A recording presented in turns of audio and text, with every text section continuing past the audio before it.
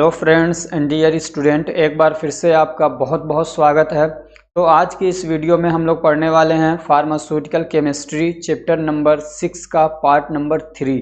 इससे पहले इसके 2 पार्ट्स अपलोड हो चुके हैं। अगर आपने उनको नहीं देखा है तो ज़रूर देख लीजिएगा। आगे जो कुछ भी हम लोग पढ़ेंगे वो जो प्रीवियस पार्ट्स हैं उससे बहुत ज़्यादा कनेक्टेड हैं। अगर आपने फर्स्ट पार्ट्स नहीं देखे हैं, फर्स्ट सेकेंड, तो उनको ज़रूर देख लीजिएगा ताकि आपको सारी बातें अच्छे से समझ में आए।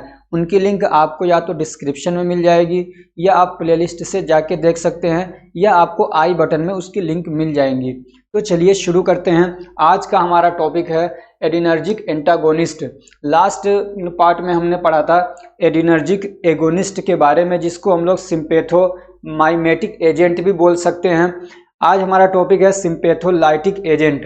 एडिनर्जिक एंटागोनिस्ट क्या होता है ये भी मैंने बताया था कि हमारी बॉडी के अंदर कोई फंक्शन हो रहा है तो उसको रोकना, या आप ये कह सकते हैं कि जो एडिनर्जिक रिसेप्टर्स हैं जैसे कि अल्फ़ा बीटा, वो चाहे अल्फ़ा 1 हो, चाहे अल्फ़ा 2 हो, चाहे बीटा 1 हो, चाहे बीटा 2 हो, उन रिसेप्टर को जाके ब्लॉक कर देना, यानी कि उनको एक्टिव न होने देना। वो अपना काम कर रहे हैं, उनको रोक दिया जाए तो वो हो जाता है एंटागोनिज्म, ठीक है। और जो चीज़ें उस काम को करें उसको बोलते हैं एंटागोनिस्ट, ठीक है। जो फंक्शन को रुकवा दें, जो रिसेप्टर को ब्लॉक कर दें, उनको बोलते हैं हम लोग क्या, एंटागोनिस्ट, ठीक है। तो अब इस जो ये एडिनर्जिक एंटागोनिस्ट्स हैं इनके अलग अलग नाम भी हो सकते हैं, जैसे कि सिम्पैथोलाइटिक एजेंट भी कह सकते हैं इनको हम लोग एड्रीनोसेप्टर एंटागोनिस्ट भी कह सकते हैं, एडिनर्जिक ब्लॉकिंग एजेंट भी कह सकते हैं, ठीक है। एंटी एडिनर्जिक ड्रग भी कह सकते हैं और सिम्पैथोलाइटिक एजेंट भी कह सकते हैं। ये सारे इसलिए बताए जाते हैं आपको कि अगर क्वेश्चन किसी एक में से पूछ ले, इसका नाम लेके पूछे तब भी आपको वही लिखना है, कुछ और नाम लेके पूछे तो भी आपको वही लिखना है, समझ रहे हैं। और कई बार आप जब पढ़ेंगे जैसे फार्माकोलॉजी या फार्माकोथेरापेटिक वगैरह, तो उसमें हो सकता है कि वहाँ पे एडिनर्जिक एंटागोनिस्ट न लिखा हो, वहाँ पे लिख दिया हो एडिनर्जिक ब्लॉकिंग एजेंट, तो आप कहेंगे ये क्या है। तो इसलिए आपको ना सारे नाम याद होना चाहिए। अब ये एडिनर्जिक एंटागोनिस्ट क्या होते हैं, तो these are the drugs which inhibit the action occur due to release of adrenaline. ये क्या करते हैं, ये दवाएं क्या करती हैं, तो ये इनहिबिट करती हैं उन एक्शंस को, क्या करती हैं, उन एक्शंस को इनहिबिट करती हैं, रोकती हैं जो एक्शन शो होते हैं एड्रीनलिन के रिलीज होने से या नॉर एड्रीनलिन के रिलीज होने से।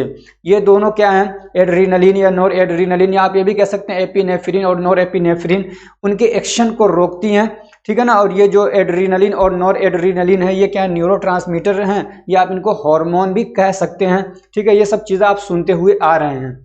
ये दवाएं इनके एक्शन को कैसे रोकती हैं, तो ये जो एड्रीनलिन है ये जाके कहाँ बाइंड करते हैं, रिसेप्टर्स पे। कौन से रिसेप्टर पे, वो अल्फा हो सकते हैं या बीटा हो सकते हैं। तो ये जो दवाएं होती हैं ना उसको जाके बाइंड कर लेती हैं खुद, उसी को कहते हैं ब्लॉक कर दिया, समझ रहे हैं ना। तो ये ब्लॉक कर देती हैं।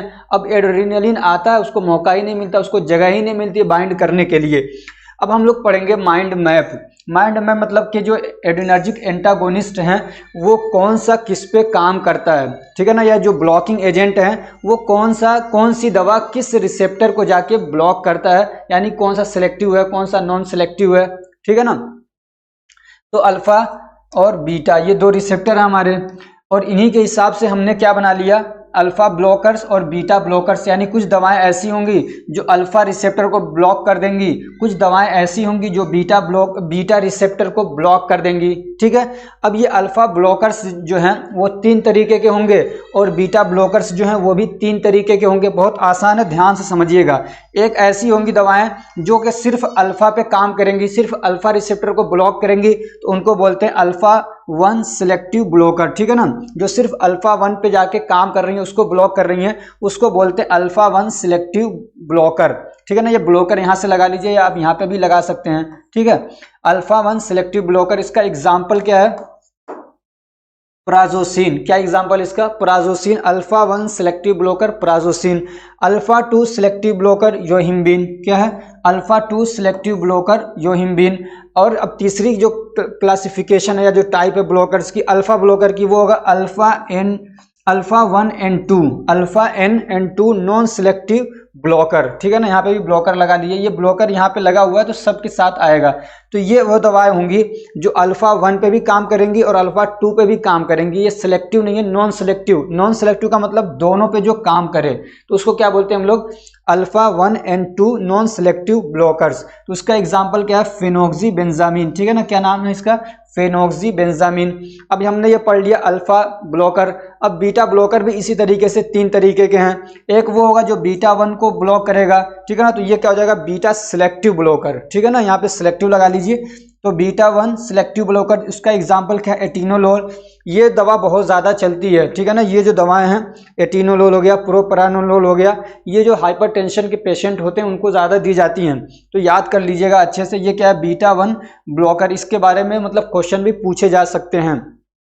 दूसरा जो है बीटा 2 सिलेक्टिव ब्लॉकर, ये सिर्फ बीटा 2 रिसेप्टर को ब्लॉक करेगा, तो इसके एग्जांपल क्या है इसका, ब्यूटोक्सामिन। और तीसरा है beta 1 and 2 non selective blocker, यानी बीटा 1 पे भी काम करेगा, बीटा 2 पे भी काम करेगा और दोनों को ब्लॉक कर देगा। उसका एग्जाम्पल क्या है, प्रोप्रानोलोल। क्या है, प्रोप्रानोलोल। ये प्रोप्रानोलोल हो गया, एटिनोलोल हो गया, ये कुछ दवाएं ना बहुत ज़्यादा यूज होती हैं।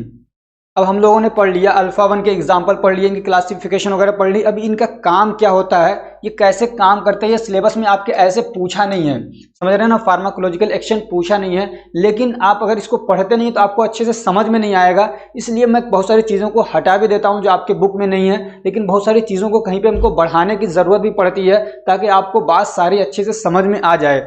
अगर हम लोग अल्फा 1 को ब्लॉक करते हैं, यानी अल्फा 1 रिसेप्टर को ब्लॉक कर देते हैं, तो उससे हमको क्या फायदा होता है, या अगर हम लोग किसी को अल्फा 1 ब्लॉकिंग एजेंट देते हैं, समझ रहे हैं ना, तो उससे क्या एक्शन शो होगा वो यहाँ पे लिखा हुआ है, ठीक है ना। तो ये जो अल्फा 1 सिलेक्टिव ब्लॉकर होते हैं वो क्या करते हैं, वेसो डायलेशन करते हैं। क्या करते हैं, वेसो डायलेशन करते हैं। और क्या, it causes relaxation of smooth muscles, और जो भी स्मूथ मसल्स हैं उनका रिलैक्सेशन करवा देते हैं अल्फा 1 ब्लॉकर, ठीक है।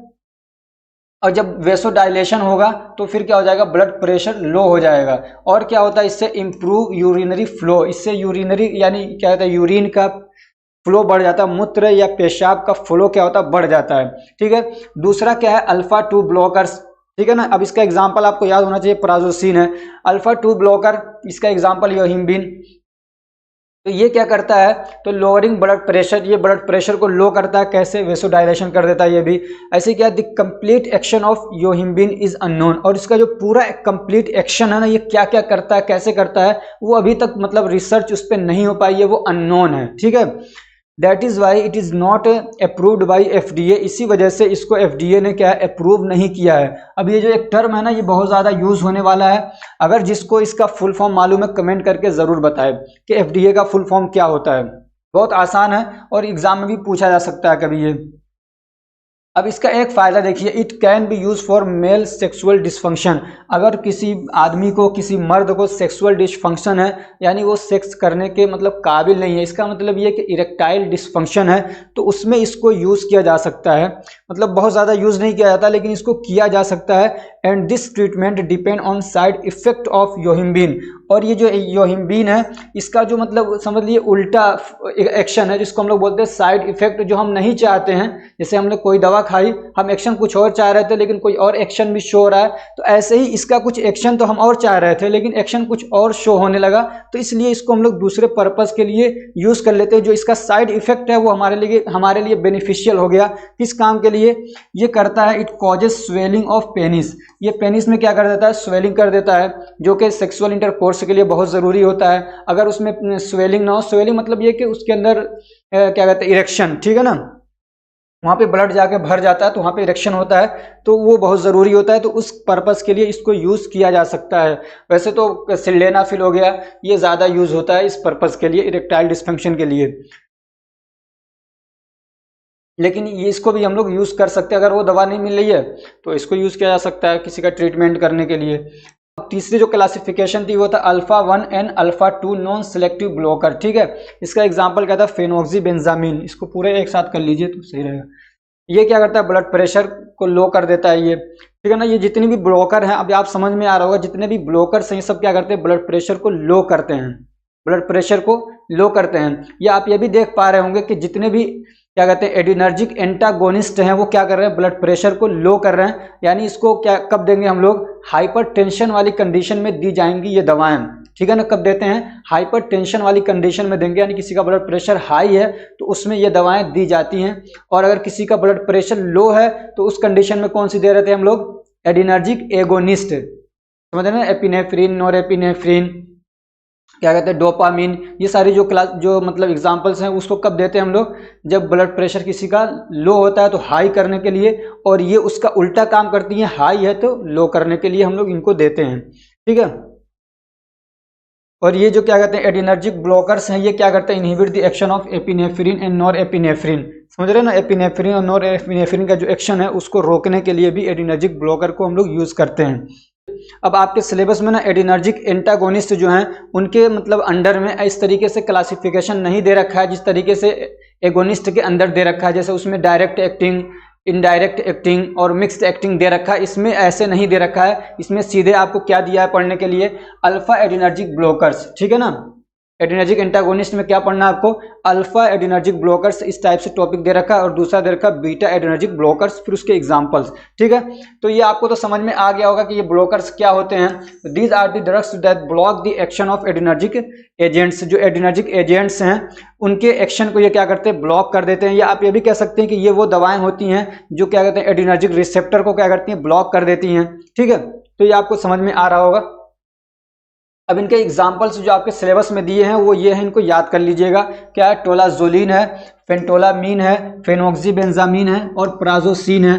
अब ये इसमें से जो भी हैं आपको पता तो चल जाना चाहिए कि कौन सा किस रिसेप्टर पे काम करता है, ठीक है। आगे हम लोग बढ़ते हैं एग्जाम्पल की तरफ। टोलाजोलिन है तो it is an adrenergic antagonist and it works on alpha 1 and alpha 2 non selectively काम करता है ये किस पे, अल्फा 1 एंड अल्फा 2 पे, एंड कॉजेज वेसोडाइलेशन। तो आपको ये जो टोलाजोलिन है ये क्या है, नॉन सेलेक्टिव है, याद होना चाहिए आपको कि ये टोलाजोलिन क्या है, नॉन सेलेक्टिव अल्फा ब्लॉकर है, ठीक है ना। ये तो आपको मालूम होगा कि अल्फा वाली कैटेगरी में आ रहा है तो अल्फा हो जाएगा। सिर्फ आपको याद क्या करना है कि ये दोनों पे काम करता है, नॉन सेलेक्टिव है ये, ठीक है। किस काम के लिए यूज होता है, वेसोडाइलेशन के लिए। वेसोडाइलेशन मतलब अगर ब्लड प्रेशर हाई है तो उसको लो करने के लिए। It can be use to increase blood flow and blood circulation, और इसको क्या है ब्लड फ्लो को बढ़ाने के लिए और ब्लड सर्कुलेशन को बढ़ाने के लिए भी यूज किया जा सकता है। स्टेबिलिटी और स्टोरेज कंडीशन, ये सारी चीजें तो आपको याद ही है पहले से। अब इसका पॉपुलर ब्रांड नेम हो जाएगा प्रिस्कोलिन हाइड्रोक्लोराइड। दूसरा जो एग्जाम्पल है वो है फेंटोलामीन। क्या है, फेंटोलामीन, तो ये भी क्या है, नॉन सेलेक्टिव है, ठीक है ना। ये भी क्या है, नॉन सेलेक्टिव है। तो दो तो आपके नॉन सेलेक्टिव हो गए, ठीक। नॉन सेलेक्टिव मतलब अल्फा पे भी काम करता, अल्फा 1 पे भी काम करता है और अल्फा 2 पे भी काम करता है, लेकिन it's alpha 1 blocking effect is temporary. इसका अल्फा 1 ब्लॉकिंग जो इफेक्ट है वो मतलब ज्यादा देर तक नहीं रहता है, ठीक है ना। लेकिन ये जो फेंटोलामीन है ये बीटा 2 पे भी काम करता है, समझ रहे हैं ना। इसको दिया आपके क्लासिफिकेशन में अल्फा के अंदर, अल्फा 1 अल्फा 2 पे तो काम करता है ये, लेकिन उसके साथ में ये बीटा 2 पे भी काम करता है, ठीक है ना। किस पे करता है, बीटा 2 पे। पहले ये काम करेगा अल्फा पे, ठीक है ना, लेकिन उसका जो इफेक्ट होता है अल्फा रिसेप्टर पे वो बहुत थोड़ी देर के लिए होता है, बहुत ज्यादा देर के लिए नहीं होता है। फिर उसके बाद इट इंक्रीज कार्डियक आउटपुट, लेकिन फिर बाद में क्या है, बीटा 2 पे काम करता है और कार्डियक आउटपुट बढ़ा देता है, यानी ब्लड पंपिंग को बढ़ा देता है। समझ लीजिए ब्लड क्या है बहुत ज्यादा अब हमारा हार्ट पंप करने लगता है। और क्यों कि बीटा 2 पे जब ये काम करता है तो वहां पे ये प्रोड्यूस करता है पॉजिटिव इनोट्रोपिक इफेक्ट, और पॉजिटिव इनोट्रोपिक इफेक्ट अगर कोई मतलब प्रोड्यूस कर रहा है या दे रहा है, शो कर रहा है, तो उसकी वजह से क्या होता है, हार्ट में कॉन्ट्रैक्शन फोर्स बढ़ जाता है और हार्ट क्या पूरी तरीके से मतलब एकदम क्या कहते हैं ताकत के साथ मतलब पावर के साथ क्या कहते हैं पंपिंग करता है। तो ब्लड का फ्लो क्या होता है, आउटपुट बढ़ जाता है, ब्लड का आउटपुट क्या होता है, बढ़ जाता है, ठीक है। इसका यूजेस क्या है, तो इसको हाइपरटेंशन को ट्रीट करने के लिए यूज किया जाता है। Some time use to reverse the vasoconstriction due to local anaesthetics. Local anaesthetic की वजह से अगर वेसोकंस्ट्रिक्शन हो गया है तो उसको रिवर्स करने के लिए यानी वेसोडाइलेशन करने के लिए इसको यूज किया जाता है। In some cases it is used in combination with other medication for treatment and diagnosis of erectile dysfunction. और कुछ केसेस में इसको क्या है दूसरी दवाओं के साथ मिला के इरेक्टाइल डिसफंक्शन को ट्रीट करने के लिए या उसके डायग्नोसिस के लिए इसको यूज किया जाता है। इरेक्टाइल डिसफंक्शन तो आप लोगों को मालूम ही होगा, अगर नहीं मालूम है तो गूगल पे सर्च करके देख सकते हैं। टेम्परेचर स्टेबिलिटी और स्टोरेज कंडीशन क्या है, तो इसको हम लोग 20 से 25 उस पर डिग्री सेल्सियस पे रखेंगे, यानी रूम टेम्परेचर पे रखेंगे। एंड ये कॉन्स्टिट्यूटेड नहीं है, क्या है, and reconstituted preparation injection is stable for 48 hours at room temperature. यानी इसका जो पाउडर है उसको तो आप रख सकते हैं लंबे समय तक 20 से 25 टेम्परेचर पे, लेकिन इसका जो रिकॉन्स्टिट्यूटेड प्रिपरेशन है, यानी उस पाउडर को हमने फिर से उसमें क्या है, मतलब डिस्टिल वाटर मिला दिया और उसका सोल्यूशन बना दिया, तो अब वो जो है वो आप उसको सिर्फ 48 घंटे तक रूम टेम्परेचर पे रख सकते हैं। और अगर उसको 2 से 8 डिग्री सेल्सियस पे रखते हैं तो 1 वीक के लिए रख सकते हैं, 1 सप्ताह के लिए उसको आप रख सकते हैं, उसके बाद वो खराब हो जाएगा। समझ रहे हैं? ये तो आपको मालूम होगा रिकॉन्स्टिट्यूशन क्या होता है, अभी फार्मास्यूटिक्स में मैंने आपको पढ़ा दिया था। यानी वो पाउडर फॉर्म में है, फिर उसको हम लोगों ने अब उसको सॉल्यूशन बना दिया। तो इसके क्या कहते हैं, इन्फेक्शन नहीं है, ये क्या है, ये इंजेक्शन है। क्या है? इंजेक्शन पाउडर आता है, उसी पाउडर को फिर क्या करते हैं हम लोग, रिकॉन्स्टिट्यूट करते हैं, यानी उसके अंदर पानी मिला देते हैं तो अब तैयार हो जाता है। तो इंजेक्शन पाउडर आता है और इसका इंजेक्शन सॉल्यूशन भी आता है।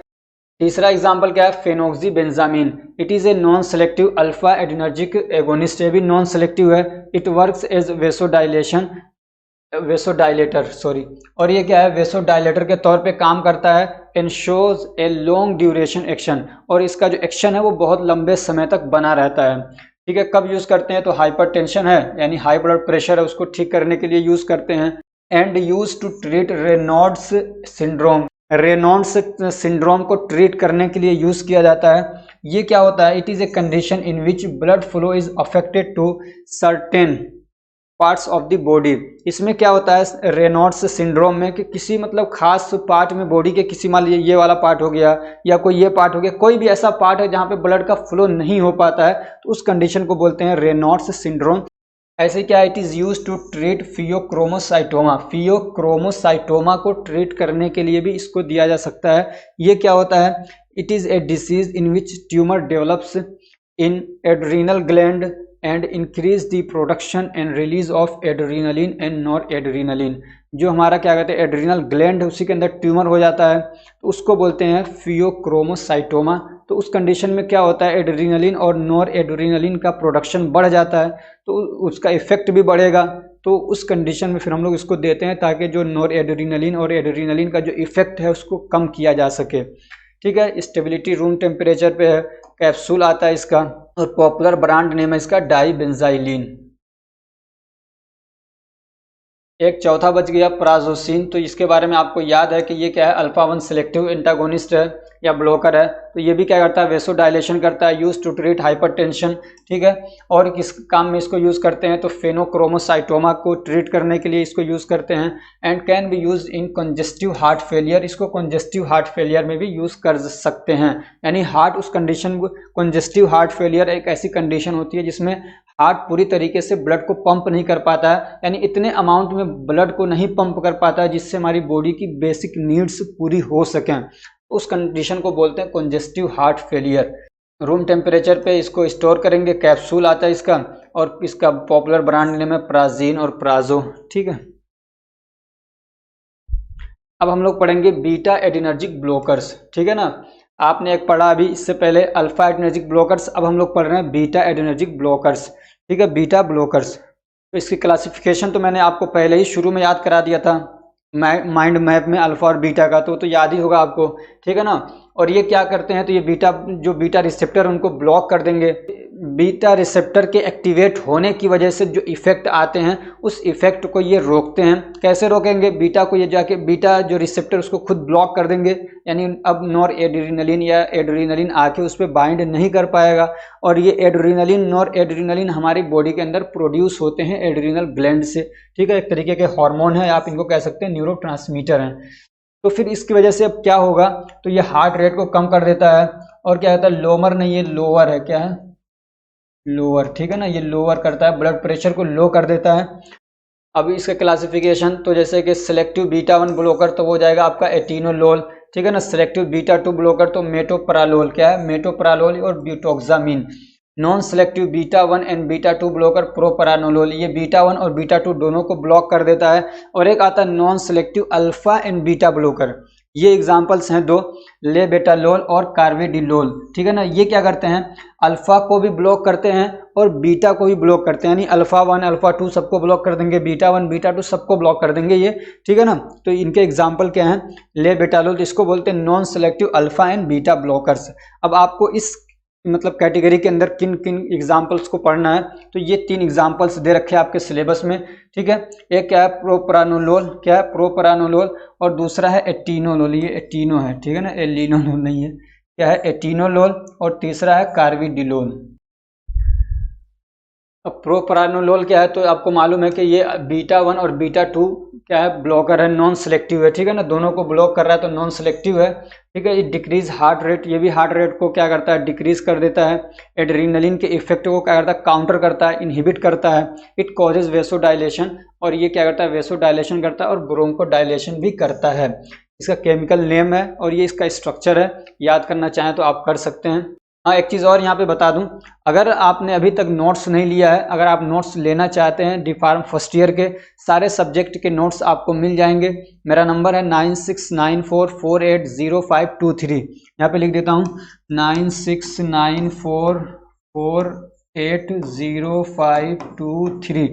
ये मेरा नंबर है, इस पर फ़ोन बिल्कुल भी नहीं करना, व्हाट्सअप नंबर है और यही पेमेंट नंबर है। इसी नंबर पे आपको 100 रुपीज़ पे करके और इसी नंबर पे व्हाट्सअप पे मुझे आप स्क्रीनशॉट भेज देंगे, आपको सारे नोट्स क्या प्रोवाइड कर दिए जाएंगे, आपको पैड ग्रुप के अंदर जोड़ दिया जाएगा। इससे पहले तक जो भी बच्चे उन्हें, इससे पहले जितने भी बच्चे ज्वाइन हो चुके थे उनको मैंने अलग अलग 8-7 इनको मैंने अलग अलग 7-8 स्टेट के क्वेश्चन पेपर भी मतलब सेंड कर दिए थे कि आप लोग इसको देख के प्रिपरेशन करिए। आप जब प्रीवियस ईयर के क्वेश्चन पेपर देखते हैं तो आपको एक अंदाज़ा हो जाता है कि आपकी तैयारी कितनी है और क्वेश्चन किस टाइप के आएंगे और आपको किस तरीके से पढ़ाई करनी चाहिए। उसके अलावा जब ये मेरा सिलेबस कंप्लीट कर दूंगा मैं, अगर टाइम बचेगा तो मैं सोच रहा हूँ कि एक डिस्कशन का सेशन शुरू कर दिया जाए, लाइव डिस्कशन हो, उसमें जो भी इंटरेस्टेड बच्चे हैं वो जुड़ें और क्या है और फिर वहाँ पे डिस्कशन हो, बहुत सारे उसमें कॉन्सेप्ट क्लियर होंगे, बहुत सारे लोगों का जब रिवीजन होगा तो चीज़ें याद हो जाएंगी। तो ये सारी चीज़ें आपको इस मतलब पैड ग्रुप के ज़रिए से आपको सारी फैसिलिटीज़ मिलेंगी। आगे और भी बहुत सारी चीज़ें जो भी होंगी मैं करूँगा आपके लिए बेनिफिट के लिए। तो उसके लिए आपको क्या 100 रुपीज़ सिर्फ पे करना है, इसी नंबर पे करके मुझे व्हाट्सएप पे स्क्रीनशॉट भेज दीजिए। अब अलग से ये ना पूछिएगा सर इसी नंबर पे करना है क्या, सर किससे करना है, अरे जो भी आपके पास यूपीआई आईडी है सब इस पे चालू है, फ़ोन पे, गूगल पे, पेटीएम जो भी है सबसे पेमेंट हो जाएगा इस पर, ठीक है। आगे बढ़ते हैं हम लोग। तो इसको हाइपरटेंशन के ट्रीट करने के लिए यूज़ करते हैं, एंजाइना पेक्टोरिस को ट्रीट करने के लिए यूज़ करते हैं। एंजाइना पेक्टोरिस क्या होता है, आप डेफिनेशन देखेंगे तो कहेगा कि जो सीने में दर्द होता है उसको बोलते हैं एंजाइना पेक्टोरिस, लेकिन असल में क्या है कि जब हमारे हार्ट के जो मसल्स हैं उन तक ब्लड की सप्लाई रुकती है, हार्ट के जो मसल्स हैं, ठीक है ना, हार्ट हमारा उसका जो मसल्स है वहाँ पे भी तो आर्टरीज हैं, वहाँ पे भी क्या है कैपिलरीज हैं, वहाँ पे भी नस है, वहाँ पे भी ब्लड की ज़रूरत पड़ती है, वहाँ पे ऑक्सीजन की ज़रूरत पड़ती है, वहाँ जो वेस्ट बन रहा है वहाँ से वापस उनको ले जाने की ज़रूरत पड़ती है। और हार्ट तो हर वक्त काम करता रहता है, हर वक्त धड़क रहा है, तो वहाँ पर बहुत ज़्यादा ब्लड सप्लाई की ज़रूरत होती है। और ब्लड सप्लाई का मतलब ये है कि वहाँ पर न्यूट्रिशन पहुँचाना है, वहाँ पर ऑक्सीजन पहुँचाना है, वहाँ जो वेस्ट बन रहा है उसको वापस लेके जाना है, ठीक है, ताकि उसको रिमूव किया जा सके बॉडी से। तो अगर जब ब्लड की सप्लाई रुकती है हमारे हार्ट के मसल्स को तो फिर क्या होता है, ऑक्सीजन की कमी होती है। और जब ऑक्सीजन की कमी होगी तो वहाँ पे एटीपी का फॉर्मेशन नहीं हो पाता है, एटीपी का फॉर्मेशन नहीं होगा तो फिर क्या होता है, वो सेल अब वो समझिए कमज़ोर होने लगते हैं, अब वहाँ पे दर्द होना शुरू होता है। अब जैसे जैसे उसका मतलब ड्यूरेशन बढ़ेगा उनकी डेथ भी होना शुरू हो जाती है, तो इसलिए वहाँ पे दर्द होता है, समझ रहे हैं ना। तो असल रीज़न क्या है, ब्लड की सप्लाई रुकती है, ब्लॉकेज हो जाता है, जब उस कंडीशन को बोलते हैं एंजाइना। लेकिन सीधे आपसे पूछे अगर तो आप ये सीने का जो दर्द होता है उसको बोलते हैं एंजाइना, ठीक है, जो कि हार्ट से रिलेटेड हो।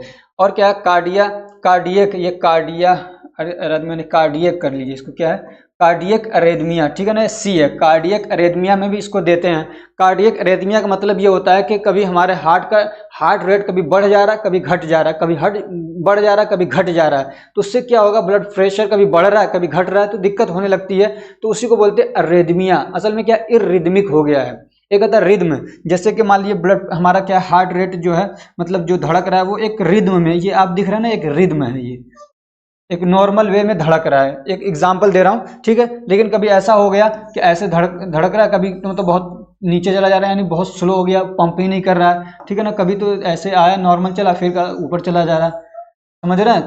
तो तो ये जो क्या है, ये इर्रिदमिक है, और ये क्या है, रिद्म है। ये आपने पोएट्री सुनी होगी, गाना सुना होगा, तो एक रिद्म होता है ना, एक मतलब एक क्या कहते हैं, मतलब एक बैलेंस वे में चल रहा है, और जब उस बैलेंस वे से निकल जाता है उसी को बोलते हैं इर्रेदमिया। तो कार्डियक इर्रेदमिया अगर है तो उस कंडीशन में भी इसको देते हैं, ताकि उसको जो वहाँ पे मतलब हार्ट रेट कभी बढ़ रहा है घट रहा है उसको क्या स्टेबलाइज किया जा सके, उसको नॉर्मल या बैलेंस किया जा सके। ऐसे इसको माइग्रेन में भी देते हैं, माइग्रेन आधे सर का दर्द होता है उसमें देते हैं माइग्रेन। अब ये कैसे होता है, क्यों होता है, ये सारी चीज़ें आप पढ़ेंगे फार्माकोथेरापेटिक के अंदर, ठीक है ना। और क्या, इसको ट्रेमर्स जो होता है, पार्किंसन से डिसीज की वजह से ट्रेमर हो जाता है, हाथ कांपने लगता है ना बूढ़े लोगों का, या किसी को भी हो सकता है, ज़्यादातर बूढ़ों में होता है, तो उस कंडीशन में भी इसको देते हैं। टेबलेट्स भी आते हैं इसके, कैप्सूल भी आता है और सोल्यूशन भी आता है, यानी इंजेक्शन भी आता है इसका। दूसरा जो आपको पढ़ना था वो है एटीनोलोल। क्या है एटीनोलोल? एटीनोलोल क्या है, बीटा 1 सेलेक्टिव ब्लॉकर है। It is called cardio selective blocker. इसको क्या है, कार्डियो सेलेक्टिव बीटा ब्लॉकर भी कहते हैं। और ये क्या करता है, इट रेड्यूस हार्ट रेट, ये भी हार्ट रेट को कर देता है, कम कर देता है। और क्या करता है, ये निगेटिव इनोट्रोपिक इफेक्ट डालता है। निगेटिव इनोट्रोपिक इफेक्ट का मतलब ये कि हार्ट के अंदर जो कॉन्ट्रैक्शन फोर्स है उसको मतलब क्या कहते हैं, पंप करने की जो ताकत है उसको कम कर देता है। एक होता है पॉजिटिव इनोट्रोपिक, वो क्या करता है, उसके कॉन्ट्रैक्शन फोर्स को, उसकी ताकत को बढ़ा देता है, ठीक है ना। तो ये क्या करता है, कम कर देता है, और इस तरीके से कार्डियक आउटपुट को कम कर देता है। जब उसका पावर कम हो जाएगा तो वो कम ब्लड पंप करेगा, तो इस तरीके से ब्लड प्रेशर को ये लो करता है। ये केमिकल नेम है इसका, और इसका स्ट्रक्चर है। इसका यूज क्या है, कब इसको यूज करते हैं, it is used to treat hypertension. Hypertension में देते हैं, एंजाइना पेक्टोरिस में देते हैं इसको, ठीक है ना। ये पेक्टोरिक नहीं है, पेक्टोरिस है, एंजाइना पेक्टोरिस में देते हैं। Used for long term treatment, और ये क्या है, मतलब लंबे समय तक इसको चलाया जाता है ट्रीट करने के लिए। अब इसका क्या कहते हैं, पॉपुलर ब्रांड नेम क्या है, तो इसका आता है टेनोर्मिन। क्या है, टेनोर्मिन या हिप्रेस करके आता है। ये एटलोल आता है, क्या आता है, एटलोल। एटलोल बहुत चलता है ये। कभी ऐसा नहीं है, अब ऐसा नहीं कि सिंगल इंग्रेडिएंट हो, एटीनोलोल ही आपको सिर्फ मिले, हो सकता है उसके साथ में कुछ और भी मिला दिया गया हो। तो इस तरीके से दवाएं कंबाइन करके बनती हैं बहुत सारी। तीसरा जो एग्जाम्पल था वो था कार्विडिलोल। क्या था, carvedilol. It is a non selective alpha and beta blocker. ये क्या है, अल्फा और बीटा दोनों पे भी काम करता है, ठीक है ना, दोनों पे काम करता है, इसलिए non selective alpha and beta blocker है। It decrease the myocardial contractility. हमारा हार्ट जो है उसके तीन लेयर होते हैं, हार्ट के मसल्स के 3 लेयर होते हैं। जो बीच वाली लेयर होती है उसको बोलते हैं मायोकार्डियम। क्या बोलते हैं, मायोकार्डियम। तो मायोकार्डियम का जो कॉन्ट्रैक्शन है, ठीक है ना, उसी को बोलते हैं कॉन्ट्रैक्टिलिटी। कॉन्ट्रैक्शन रिलैक्सेशन होता है ना, तो कॉन्ट्रैक्शन जो है तो उसको क्या करता है, डिक्रीज कर देता है, मायोकार्डियल कॉन्ट्रैक्शन को डिक्रीज कर देता है। यानी समझिए कि एक तरीके से क्या कहते हैं, निगेटिव इनोट्रोपिक इफेक्ट डाल रहा है उसके ऊपर, ठीक है ना। And so decrease heart rate, और इस तरीके से क्या करता है, हार्ट रेट को कम कर देता है। एंड क्या करता है, मायोकार्डियल ऑक्सीजन डिमांड, और वहां पे जो ऑक्सीजन की डिमांड बढ़ रही थी उसको कम करता है, इसलिए कि उसकी जो बार बार जब कॉन्ट्रैक्ट करेगा तो ज़्यादा से ज़्यादा उसको एनर्जी बनाने की ज़रूरत पड़ेगी, और एनर्जी बनाने के लिए, एटीपी बनाने के लिए ऑक्सीजन की ज़रूरत पड़ेगी। तो ऑक्सीजन की जब डिमांड बढ़ती है और उतना ऑक्सीजन मिल नहीं पाता है तो आदमी को दर्द होने लगता है सीने में, यानी हार्ट में समय दर्द होता है। तो ये क्या करता है, ऑक्सीजन डिमांड को कम कर देता है। कैसे, इसकी कॉन्ट्रैक्टिलिटी को, यानी उसके जो बार बार कॉन्ट्रैक्शन हो रहा है जल्दी जल्दी, उसको कम करता है, ठीक। इसके यूजेस क्या है, it is use to treat mild to moderate heart failure, ठीक है ना। हार्ट फेलियर को ट्रीट करने के लिए माइल्ड टू मॉडरेट, यानी हल्का फुल्का है, या मतलब हल्का फुल्का नहीं बल्कि मॉडरेट है, बिल्कुल मतलब सीवियर है तो उस कंडीशन में नहीं देते हैं, बल्कि माइल्ड है और मॉडरेट है तो हार्ट फेलियर तो उस कंडीशन में देते हैं। It is use to treat high blood pressure, ठीक है, हाई ब्लड प्रेशर को ट्रीट करने के लिए देते हैं। एंजाइना पेक्टोरिस को ट्रीट करने के लिए देते हैं। तो इसका एग्जाम्पल क्या, कोरेग आता है, और आता है कार्नोल 12.5, और आता है कार्लोक। क्या है, कार्लोक। तो एक आध एग्जाम्पल याद कर लीजिएगा इसका। तो ये जो आपके 2 टॉपिक्स थे ये कंप्लीट हो गए हैं। अगर ये हमारी कोशिश आपको अच्छी लग रही है तो वीडियो को लाइक करिए, चैनल को सब्सक्राइब करिए, और नोटिफिकेशन के बटन को भी दबा दीजिए, और अपने फ्रेंड्स को भी शेयर करिए ताकि वो भी इससे फ़ायदा उठा सकें। Thank you so much for watching.